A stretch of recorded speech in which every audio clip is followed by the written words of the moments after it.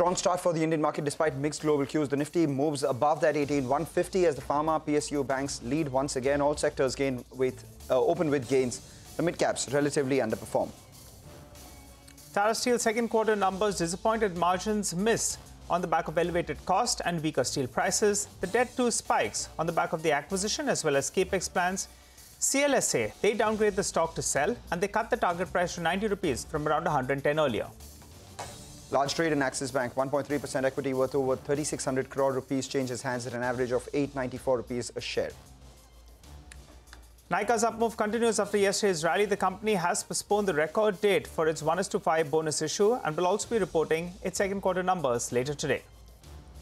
TCI Express surges after a good show in the second quarter. AGI Greenpack reports strong numbers on a low base and guides for 2,000 crore revenues in FY23 along with the acquisition. Fino Payments Bank rallies on 75% growth in profit in the quarter gone by.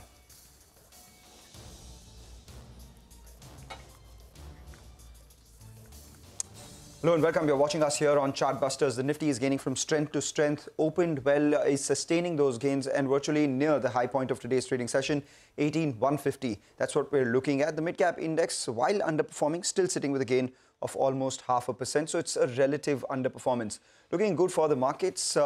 I'm Manglam Malu, as always with me is Nigel D'Souza. Nigel. Well, Manglam, let's get straight to the first management then. GHCL, they posted a strong quarter led by higher soda ash realization with profit rising a whopping 200%. The margins too expanded over 1,000 basis points. So the stock is a little bit under pressure, maybe come in for some profit taking. But to understand more, we are joined by Mr. R.S. Jalan, the Managing Director at the company. Hi, Mr. Jalan. Thanks so much for joining in, sir. Well, a couple of questions I had for you. You have a planned maintenance, right? There'll be a small shutdown in quarter 3. What could be the potential revenue loss due to this?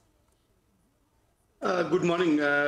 In the month of October, we have already taken the plant shutdown and the total volume loss will be around 15,000 tons in this quarter. Revenue terms? In revenue terms, what would it be, sir? Roughly, it could be something around 30 crores revenue. All right. Just wanted to understand a couple of things with regards to the EBITDA going forward, because that was the one that, really stood out. I'm looking at your EBITDA per ton. Over the last few quarters, it's jumped from what? 6,600 per ton in Q3 of last year to close to around 15,500. What's the outlook here and what's causing so much strength in the soda ash market?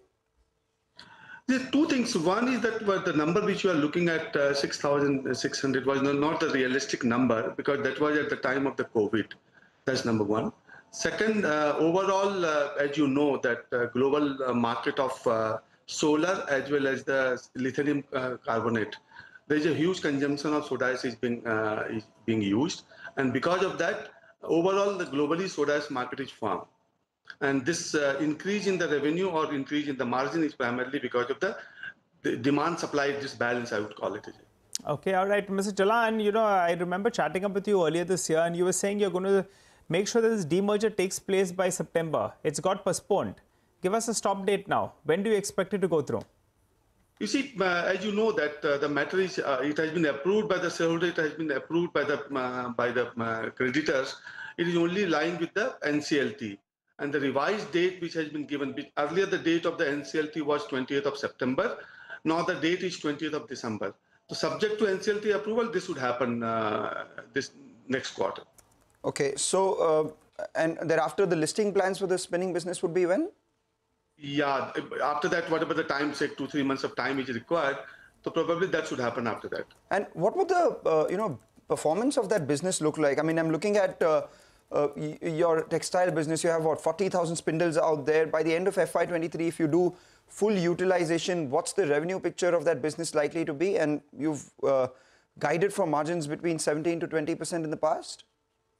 Yeah, two things. One, as you know, that the textile is passing through a headwind, and at this point of a time, though the revenue in this quarter was higher than the quarter on a YOY basis, however, still the margin was lower because of the headwind. Now, after this 40,000 spindle, which will get completed and fully utilized in the fourth quarter of this year, probably the revenue growth will be around 20%. And margin, I would call it this quarter, the margin is 11% in the textile business. Probably the next two quarters will be seeing the similar kind of a margin, But however, 23-24, we are expecting that the textile should revive overall, and because of that, the margin of 17-18% kind of will be possible in 23-24. And this expansion, sir, is coming on where? It's in the southern part of the country where we have a spinning already. Okay. All right. There is some reports that are indicating that locals, they're opposing owing to environment, pollution hazards as well. What's the status on that? I think that's at your Kutch expansion. Yeah, so we are coming with a new greenfield project in Kutch. Yeah. And as you know that this soda ash is almost around 4 players are already there. And we are in the current location where we are producing the soda ash. We are in that vicinity for around 35 years. And there is no such pollution, and we are complying with all the regulations. But now, of course, there are some vested interest where they will be opposing. However, the public hearing, which has been done on 17th of October, has been successfully completed. And now the process of getting the approval from the government is on. So should investors worry about smooth expansion out here? Because, I mean, while you say there are vested interests and you have everything with you, could there be a risk of, any sort of disruptions with regards to the expansion out there? Absolutely no. Okay. And would there be any additional costs incurred to mitigate any such problems that people may have? No. Because as I said, there are 4 players. Tata Chemical is there, we are there. And this industry is not that polluting in nature. And this worry, we are addressing that worry of the people, which is mainly because of some miscommunication by the people, vested interest, which we are addressing it. The large population of that location has supported our project, and that's the reason we have got successfully our public hearing completed. Okay, good to hear then, Mr. Jalan. Also, your net debt has come down, I think, to around 260 crores, right? Yeah, it's roughly around 260 crores, yes. Any scope of further reduction from here? And also, you've been talking about inorganic growth. Any size, any timeline that you're looking at? 2 things. One, as you rightly said, most likely by the year end, we will be a net cash positive. And next year, we have a plan like Greenfield project. We have a plan to expand there also. So probably next year, our total capex will be in the range of around 800 to 1,000 crores. And the inorganic chemical, yes, we are working on the inorganic growth, and probably something we should see next year. Right. And you said what it would be, what size could it be? Around 1,000 odd crores inorganic? Yeah, this should be, that's the kind of a benchmark we are keeping to ourselves. Depending upon the suitability of the possibility, probably this number could be slightly here and there. All right. And finally, I'm looking at your presentation. It says, and I'm quoting from there, augmenting our backward integration of raw material for enhanced control on cost. When does the new capacity come on stream with regards to your RBC increasing from what, 60,000 to 120? RBC will be coming in this quarter. By December, this will get completed. And in terms of the backward integration, you have seen that we have already gotten approval of the board on acquiring one of the limestone mines.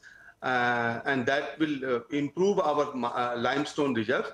And we are also looking at the possibility of further raw material acquisition so that our backward integration gets stronger. So from a long-term standpoint on this business, what is the kind of margins that we should be looking at, which is sustainable?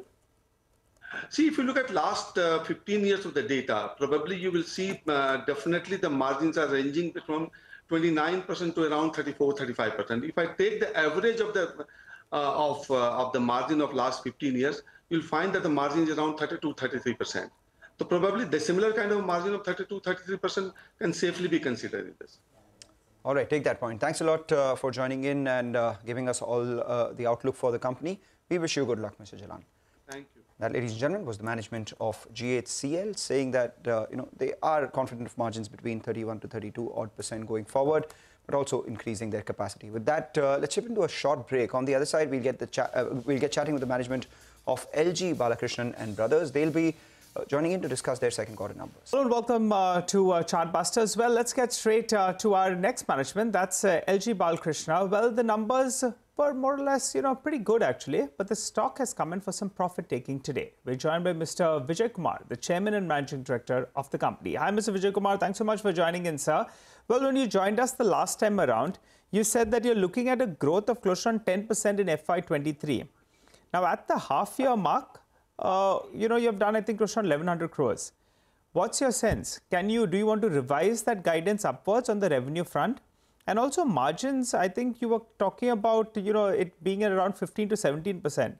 But in the past quarter, it seems your margins are better at around 18%. What's the margin guidance from here on? No, I think I will stick to what I said last time. We will complete with about 17%. We will do about 2,200 crores as we planned last time. Okay, and margins will be around that 17% as well. There was an interesting development as well, Mr. Vijay Kumar. You expressed your desire to step down as Managing Director, continue as Executive Chairman, and Mr. Rajiv Parthasarathy, who's currently a whole-time Director, has been redesignated as the Executive Director. Can you tell us what exactly happened there? Why did you express your desire to step down? And what goes on from here? No problem. It's all part of the succession plan. Everyone wants a succession plan. So, the times are with COVID and everything, I'm also getting old. I want to make sure that there is a good succession plan going. And my managing director will be the sole managing director. I will continue as the chairman. I'm not going anywhere. And Mr. Rajiv Parthasarathy is from the promoter group. So he will continue under Mr. Prabhakaran, who is the managing director. Mr. Prabhakaran, what are his, specs as a managing director, and what's your relation with Mr. Parthasarathy? Mr. Parthasarathy is my son-in-law. Okay. Mr. Prabhakaran is an individual.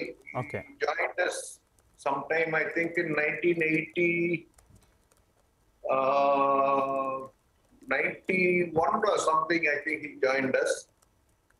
Okay. I can check it. Okay, right. No worries. So you're basically saying that he was an old hand, and now your son-in-law as well has come into the business. We get that, Mr. Vijay Kumar, but no plans of exiting the business, right? I mean, no, not at all. Promoters don't want to sell out the company.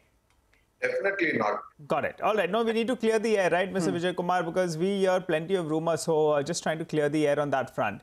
The other trigger for the company has been EV, and some part of the street believes that there is some work being done into that.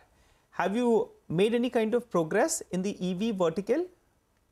So we have the technology to make EVs. We have made a few prototypes, but we stopped because there is no way we can compete with vehicle manufacturers, especially when you can buy the whole kit from China and it is a plug-on. Right. So there is no point in developing anything there.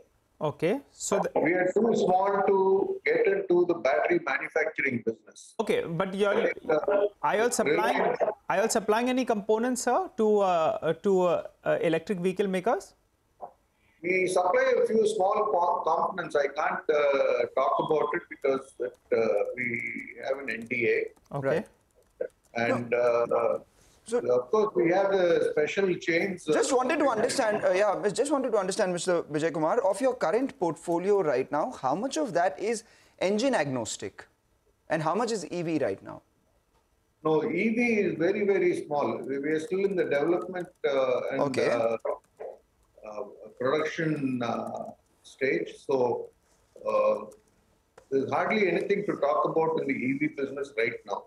And what proportion of your portfolio is engine agnostic? I mean, irrespective of whether it's ICE or EV, your product will sell there?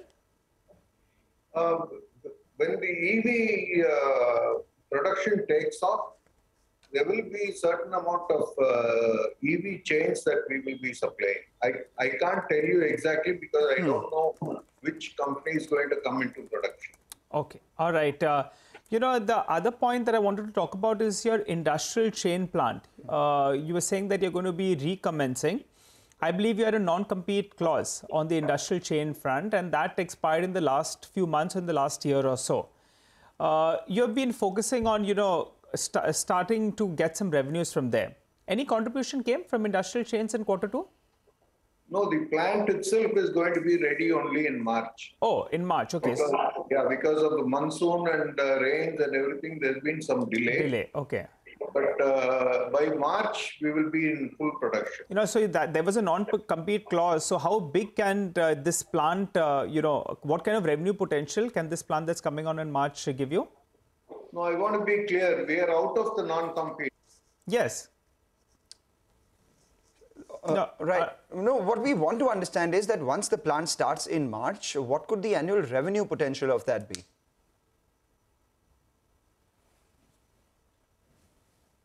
Cheap. Sorry, I think we lost that audio. Can you tell us how much can the annual revenue for that plant be? The annual revenue for that plant, the capacity will be about 1,500 crores. Oh, okay. So this is industrial chains, right? Yes. Okay. But we hope that we can do about 200 crores next year. Okay. All right. 200 crores is something that you can do next year, but the overall capacity that you can, at full potential, realize about is 1,500 crores. Is that what you're saying? Yes. And by when do you reach that 1,500 crores?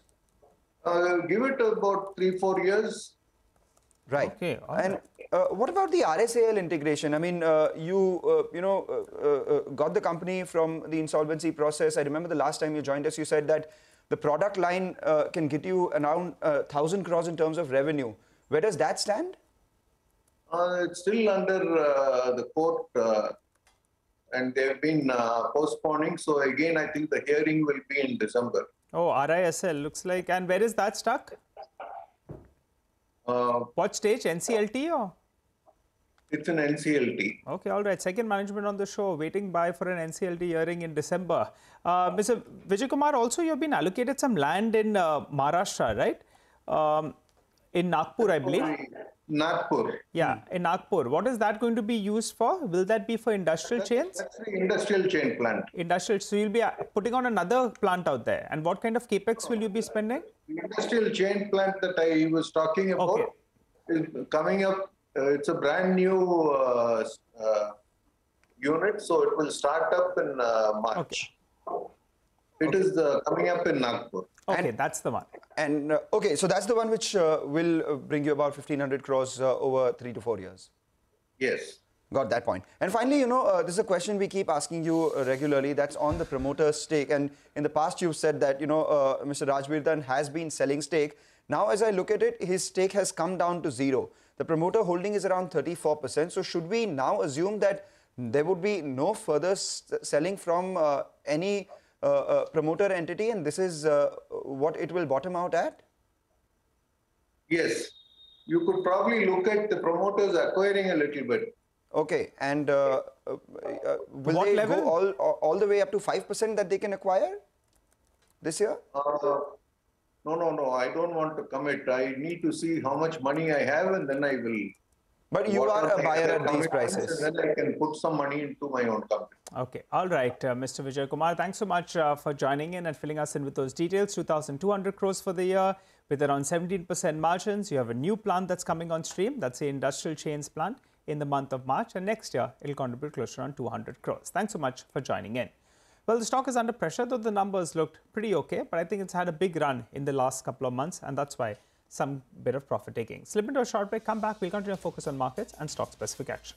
Well, the market's moving from strength to strength. At the high point of the day for the frontline index, and the last couple of points can be attributed to two heavyweights, HDFC Bank and Infosys. Both of them should come up for you on the screen at the high point of trade. Remember, these are heavyweights which are still about 10 to 20% away from their all-time highs, while the Nifty is just about 2% away. So if these guys move further, let's see where the Nifty goes from here. From the broader markets as well, I'm just looking at a couple of stocks. Delivery really captures one's attention today with a 9% up move on that counter. And the other one that I'm looking at is Godfrey Phillips, up 6% today. But sneakily, this month itself, it's rallied almost 37%. Godfrey Phillips, before the last 30 days, was an underperformer as compared to ITC. But now the street is believing that if the cigarette share is moving to the formal players or organized branded players, then maybe this could be one of the other beneficiaries as well. That stock up 6%. In fact, in just the last 1 month or so, it's up 40-odd%. With that, let's shift focus to our special segment where we get you a few ideas of profit coming in from our colleagues at Money Control Pro. Sachin Pal joins in with a stock. The idea that we've chosen this time around is a sell call and not a buy call. And the company in focus is UltraTech Cement, which is the largest cement manufacturer in the country with a market share of around 25%. The Q2 results of the business are already out and they were largely in line with expectations. The company reported volume growth of almost 9 to 10% in the domestic market, which was slightly ahead of its peers. Margins, on the other hand, were slightly on the weaker front, primarily due to the continuous spike in power and fuel costs. However, that being said, there are a number of factors which makes us have a negative view on the stock. Firstly, the volatility in the petcoke as well as coal prices is likely to persist, and therefore the pressure on the margins is likely to continue going forward as well. Secondly, the entry of Adani Group in the sector is likely to shake a lot of things within the industry, and therefore the existing leadership of UltraTech Cement might be challenged from that perspective over medium term. Thirdly, from a valuation standpoint, the stock trades at around 16-17 times FY23 estimated EV by EBITDA, which leaves little room for error in terms of execution. Therefore, combining the above fundamental factors with respect to the industry as well as the company, we advise investors to exercise caution on the stock. Thanks a lot for that, Sachin. Well, on that note, though, we'll have to wrap up on this edition of Chartbusters. You stay with us. Trading Hour comes up next.